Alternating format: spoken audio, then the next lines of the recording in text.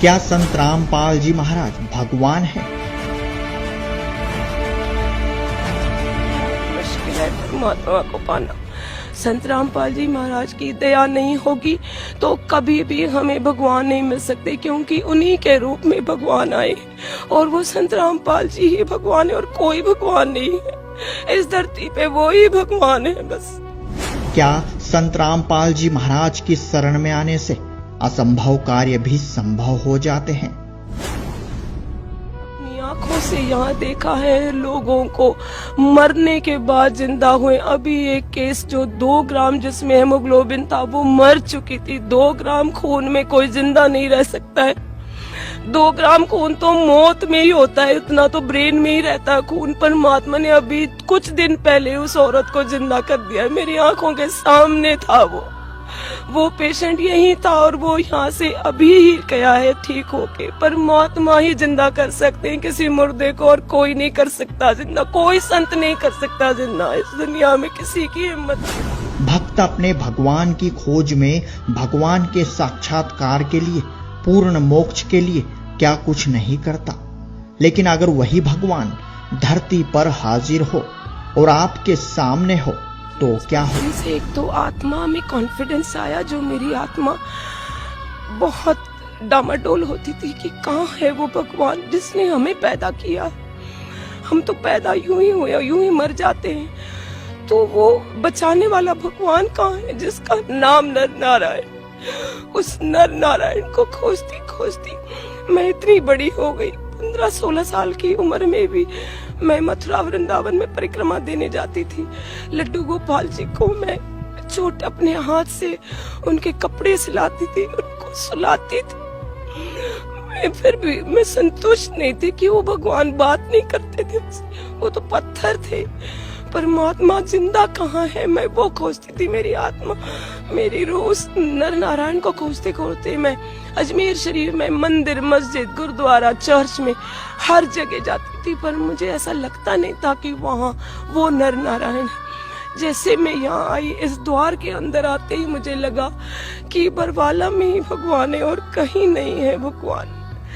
उसके बाद मेरा जी नहीं करा कि मैं यहाँ से 1 मिनट, कोई बहका नहीं सकता मुझे और कोई मुझे कहीं भी, और रास्ता और जगह सब दरवाजे गलत है।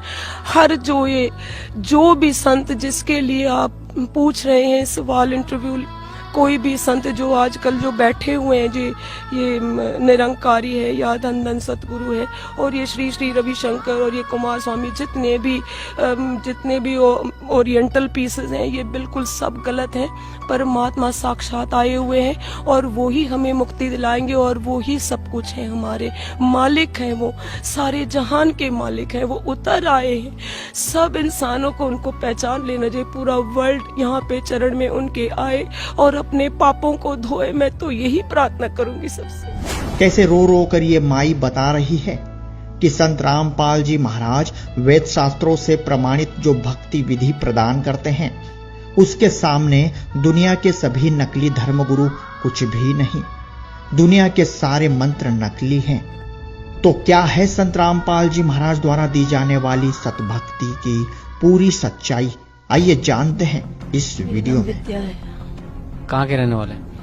मैं वैसे खुद इंडिविजुअली बॉम्बे के रहने वाली हूँ। वैसे मेरे हस्बैंड रोहतक के हैं, तो वैसे हम सेटल गुड़गांव में रहते हैं। क्या काम करते हैं आप? मैं एक डाइटिशियन थी, अब तो मैं केवल भक्ति करना चाहती हूँ। डाइट और न्यूट्रिशन और मीडिया से भी कनेक्टेड थी मैं, और मैं अब तो केवल भक्ति करना चाहती हूँ। परमात्मा की भक्ति के अलावा मेरे जीवन में अब कुछ नहीं है। संत रामपाल जी महाराज की शरण में कैसे आए? एक लड़की है गुड़गांव में, कोकल नाम है उसका, तो उनके फैमिली ने कई साल, 16-17 साल से उनकी मदर ने परमात्मा के शरण में नाम लिया हुआ है। तो वो गुड़गांव में मेरे फ्लैट के ऑपोजिट ही रहती थी। तो उसने बोला कि आंटी, जो ये गणेश जी और शंकर जी की आप रोज घंटियां बजाती हैं, पूजा करती हैं, ये पूजा ठीक नहीं है। तो मैंने फिर उसको बोला कि बेटा कि क्यों ऐसे ठीक नहीं, ये तो सारी दुनिया इनकी पूजा करती है। तो बोले आंटी नहीं, मैं जिसकी पूजा करती हूँ, मैं जिसको अपना भगवान मानती हूँ, वो बरवाला में है। तो आप एक बार मेरे साथ जरूर चलिए ताकि आपको लगे कि वाकई वहाँ परमात्मा है। मैंने कहा ठीक है।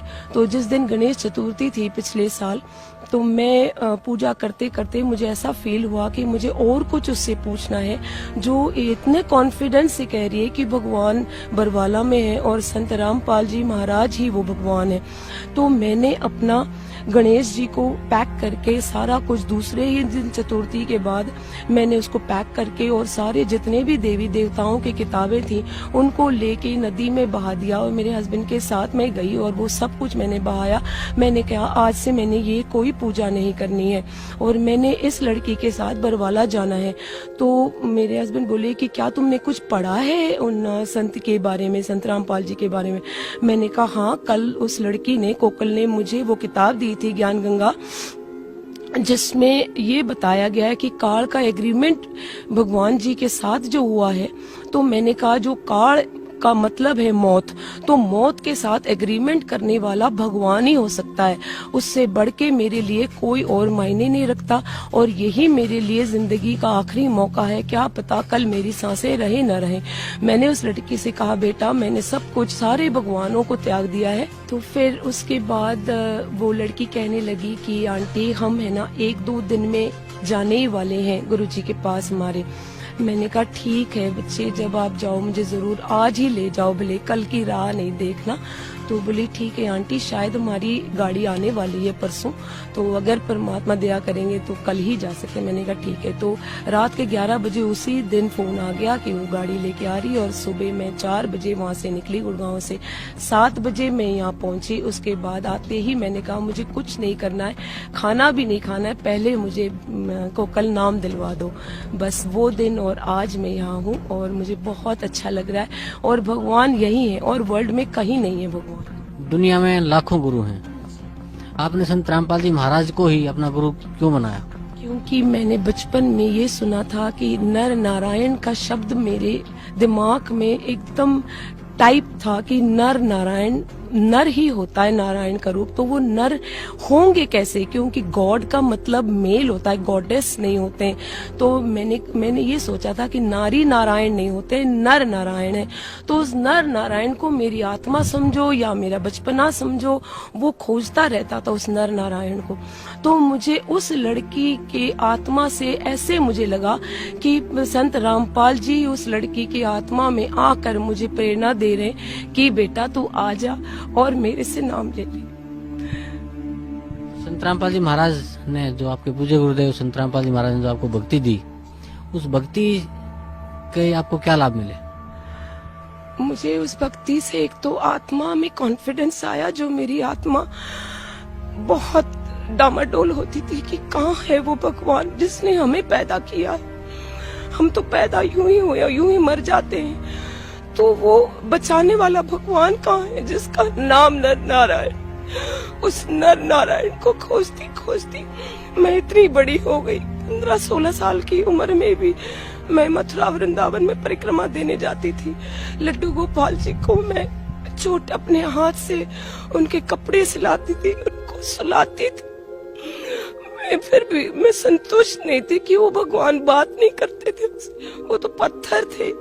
परमात्मा जिंदा कहाँ है, मैं वो खोजती थी। मेरी आत्मा, मेरी रूह उस नर नारायण को खोजते खोजते मैं अजमेर शरीफ में मंदिर, मस्जिद, गुरुद्वारा, चर्च में हर जगह जाती थी, पर मुझे ऐसा लगता नहीं था कि वहाँ वो नर नारायण है। जैसे मैं यहाँ आई, इस द्वार के अंदर आते ही मुझे लगा कि बरवाला में ही भगवान है और कहीं नहीं है भगवान। उसके बाद मेरा जी नहीं करा कि मैं यहाँ से 1 मिनट, 1 पल के लिए भी कहीं जाऊं। Can you define who is the real God?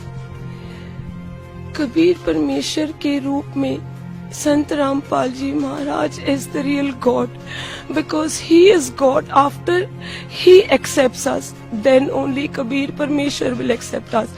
If Sant Rampal ji doesn't accept us, God, whose name is Kabir Parmeshwar, will never accept us, never ever. We have to first follow Sant Rampal ji's principles. We have to be dedicated, we have to be obedient to him. Only then he will take us to Kabir Parmeshwar, otherwise बहुत मुश्किल है परमात्मा को पाना। संत रामपाल जी महाराज की दया नहीं होगी तो कभी भी हमें भगवान नहीं मिल सकते, क्योंकि उन्हीं के रूप में भगवान आए और वो संत रामपाल जी ही भगवान है और कोई भगवान नहीं है इस धरती पे, वो ही भगवान है बस। बट वाई का एक ये बहुत बड़ा क्वेश्चन आपने बताया मुझे, क्योंकि मैंने अपनी आंखों से यहाँ देखा है लोगों को मरने के बाद जिंदा हुए। अभी एक केस जो 2 ग्राम जिसमें हेमोग्लोबिन था वो मर चुकी थी। 2 ग्राम खून में कोई जिंदा नहीं रह सकता है। 2 ग्राम खून तो मौत में ही होता है, इतना तो ब्रेन में ही रहता है खून। परमात्मा ने अभी कुछ दिन पहले उस औरत को जिंदा कर दिया, मेरी आंखों के सामने था। वो पेशेंट यही था और वो यहाँ से अभी ही गया है ठीक होके। परमात्मा ही जिंदा कर सकते हैं किसी मुर्दे को, और कोई नहीं कर सकता जिंदा, कोई संत नहीं कर सकता जिंदा। इस दुनिया में किसी की हिम्मत नहीं है। संत रामपाल जी महाराज से नाम उपदेश लेने के बाद आपको क्या क्या लाभ मिला? मुझे केवल भक्ति चाहिए थी, परमात्मा की सेवा चाहिए थी, मुझे दुनियादारी का कोई लाभ नहीं चाहिए। मुझे परमात्मा ने बिना नाम लिए भी सब कुछ दिया। अब मेरी कोई इच्छा बाकी नहीं है, केवल मुझे भक्ति की भीख दे परमात्मा।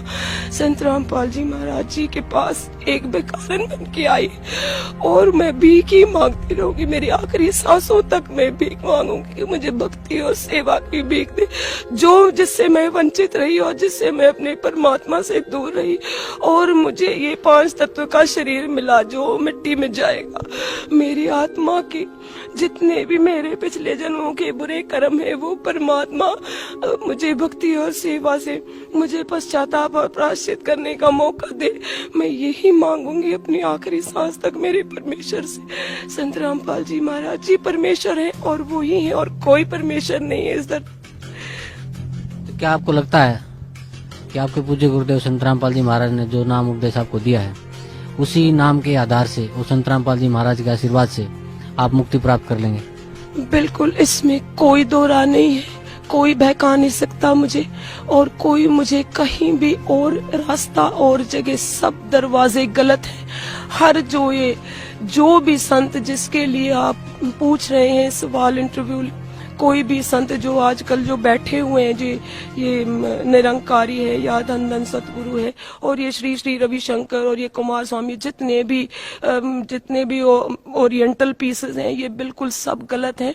परमात्मा साक्षात आए हुए हैं और वो ही हमें मुक्ति दिलाएंगे और वो ही सब कुछ है, हमारे मालिक हैं, वो सारे जहान के मालिक हैं। वो उतर आए हैं, सब इंसानों को उनको पहचान लेना चाहिए। पूरा वर्ल्ड यहाँ पे चरण में उनके आए और अपने पापों को धोए। मैं तो यही प्रार्थना करूंगी सबसे। धन्यवाद आपका, बहुत बहुत धन्यवाद। बंदी छोड़ सतगुरु रामपाल जी महाराज जी की जय। सत्संग।